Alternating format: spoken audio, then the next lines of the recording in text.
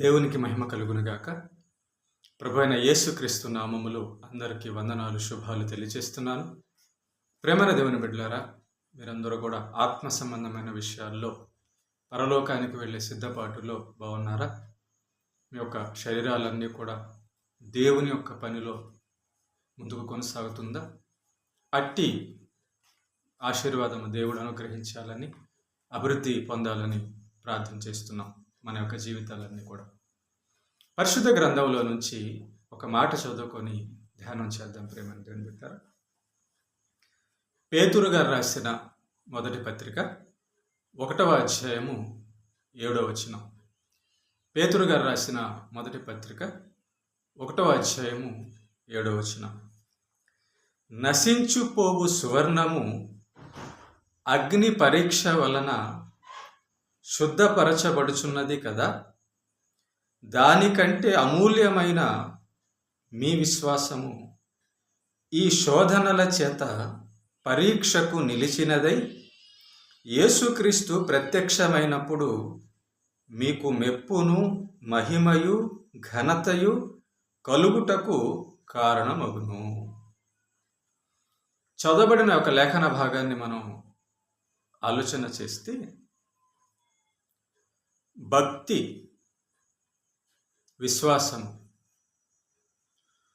ఒక దైవభక్తుడు దేవుని మీద పెట్టేటటువంటి ఆ యొక్క విశ్వాసం పరీక్షించబడుతుంది.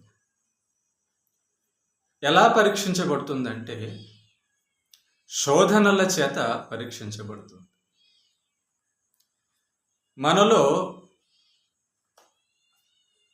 కొంతమంది భక్తులు ఉంటారు, భక్తిహీనులు ఉంటారు. ప్రేమైన దేవుని బిడ్డలారా, అయితే అందరూ కూడా అనేకులు దైవభక్తిలో కేవలం ఆశీర్వాదాలు మాత్రమే ఉంటాయి అనుకుంటారు. అది పొరపాటు. ఆశీర్వాదాలంటే ఆ ఆశీర్వాదాలలో చాలా ఉంటాయి.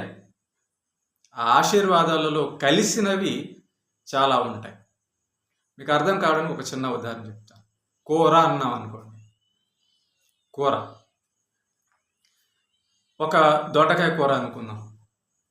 ఆ దొండకాయ కూరలో దొండకాయలు ఉంటాయి, అలాగా నీళ్లు ఉంటుంది, కారము, ఉప్పు, పసుపు, నూనె, ఇలా రకరకాల అన్ని పదార్థాలు కలిసి దాన్ని వండినప్పుడు అది కూర అనబడుతుంది.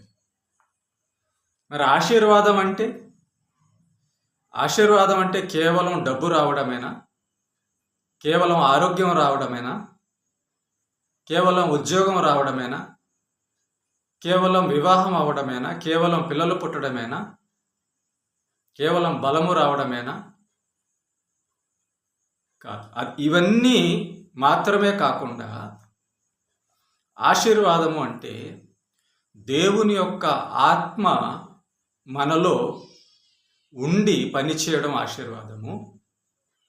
ఆశీర్వాదం అంటే మనకు వాక్యం అర్థం కావడం ఆశీర్వాదము. ఆశీర్వాదము అంటే మనం దేవుడు చెప్పినట్లుగా నీతిగా బ్రతికే బ్రతుకు ఆశీర్వాదము. విశ్వాసం అభివృద్ధి పొందడం ఆశీర్వాదము. అయితే వీటితో పాటు శోధనలు, శ్రమలు, ఇవి కూడా ఆశీర్వాదంలో భాగమే. భక్తులకు శోధన కూడా ఆశీర్వాదమే. దేవుని ఆశీర్వాదంలో శ్రమ కూడా ఒక భాగం. ఆ శ్రమలుండే అనుభవం వస్తుంది. ఆ శ్రమలోనే విశ్వాసం అభివృద్ధి పొందుతుంది. ఆ శ్రమలోనే దేవునికి ఎక్కువ ప్రార్థన చేస్తాం. ఆ శ్రమలోనే మన ఆత్మీయ జీవితం అభివృద్ధి అవుతుంది. ఆశీర్వాద కారణంగా మనం మారుతాం. చూసారా? భక్తిహీనులు అనుకుంటారు దేవుడు కేవలం ఆశీర్వాదాలు ఇచ్చేవాడు మాత్రమే, డబ్బులు ఇచ్చేవాడు, ఆరోగ్యం ఇచ్చేవాడు, అంతవరకే అనుకుంటారు. ఏదైనా శ్రమ వచ్చినప్పుడు వాళ్ళ జీవితాల్లో వారు దేవుణ్ణి నిందిస్తారు, దేవుణ్ణి విడిచిపెట్టే విధంగా ఉంటారు. వారికి తెలియదు. ఆశీర్వాదములో రకరకాల భాగాలలో శ్రమ, శోధన కూడా ఒక భాగమే, ఆశీర్వాదమే అది కూడా. అందుకే ఈ విశ్వాసంలో, భక్తుల జీవితంలో శోధన వచ్చినప్పుడు ఆ శోధన వలన మెప్పు, మహిమ, ఘనత కలగడానికి కారణమట శ్రమ, శోధన. యేసు ప్రభు వచ్చినప్పుడు రెండవ రాకడలో ఆయన కోసం మనం పడిన శ్రమలో నిలబడినందుకు విశ్వాసంగా దేవుడు మెప్పును, మహిమను, ఘనతను ఇస్తాడు. దేని ద్వారా? శ్రమ ద్వారా. చూసారా, ఆశీర్వాదములో ఒక భాగము శ్రమ.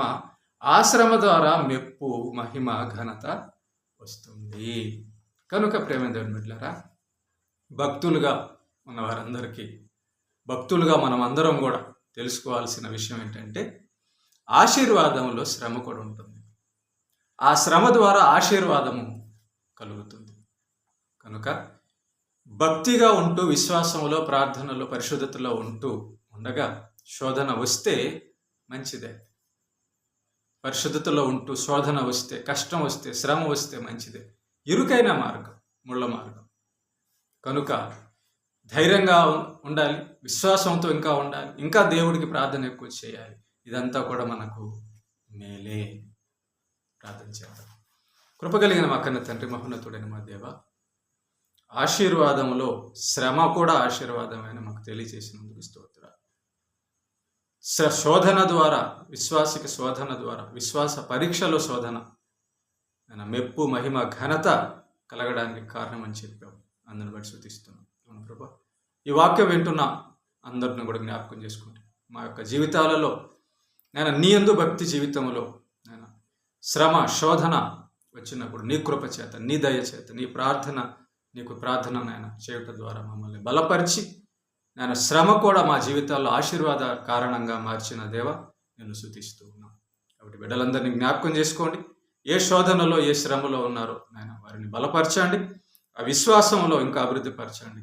ఈ శ్రమ, శోధన కూడా మెప్పు, మహిమ, ఘనత, ఆశీర్వాదమే అని నేను అందరూ తెలుసుకోవడానికి కృప చూపించండి. అందరినీ దీవించండి. క్రీస్తు పేట ప్రార్థిస్తున్నాను. ఆమేన్.